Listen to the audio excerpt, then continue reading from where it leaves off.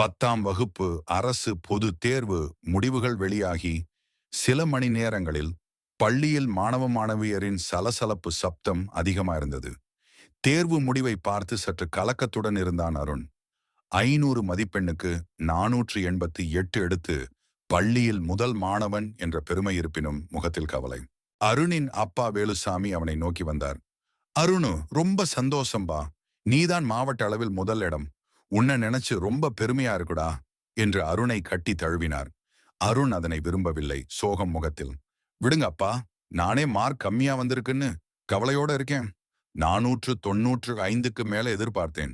கம்மியா இருக்குன்னு கவலையோட இருக்கேன் என்று அருண் தன் அப்பா வேலுசாமியிடம் கூறினான். அருண், இதுவே நல்ல மார்க்கு தான், கவலைப்படதா, நீதான் முதல் மாணவன் என்று வேலுசாமி எவ்வளோ எடுத்து கூறியும் அவன் மனது அந்த பேச்சை கேட்க மறுத்தது.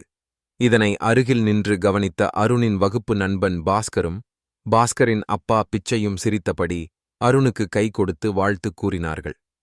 அருண், எதுக்கு கவலைப்படுற? இந்த மதிப்பெண் மட்டும்தான் உன் வாழ்க்கைய மாத்தப் போறது இல்ல. இது ஒரு அடிப்படை கல்விதான்.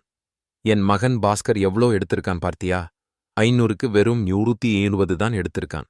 அதுக்காக நான் அவனை திட்டல, அடிக்கல. இது ஒரு சின்ன தேர்வுதான்.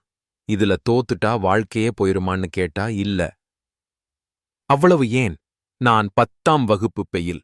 என் கூட படித்த சகாதேவன் அதிக மார்க் எடுத்து மெடல் வாங்கினான். இப்போ நான் முதலாளி. அவன் என்கிட்ட கணக்கு பிள்ளையா வேலை பார்க்கறான். அதனால மார்க் குறைவா எடுத்தேன்னு கவலைப்படாம அடுத்த நகர்வுக்கு நகர்ந்து போகணும்.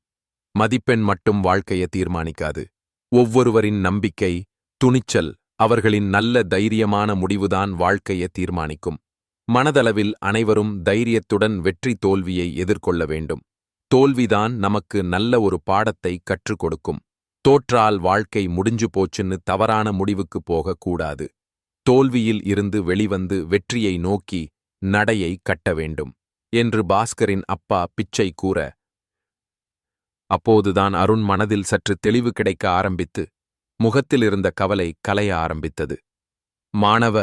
மாணவியர்களே, வெற்றி தோல்வியை ஏற்றுக்கொள்ளும் மனப்பக்குவத்தை வளர்த்து கொள்ளுங்கள். எதனையும் நல்ல எண்ணத்துடன் நல்ல முடிவை பற்றிதான் சிந்திக்க வேண்டும். தவறான முடிவை பற்றி சிந்திக்கக் கூடாது. உங்கள் கையில்தான் வருங்கால இந்தியா உள்ளது என்பதை நினைவில் கொள்ளுங்கள்.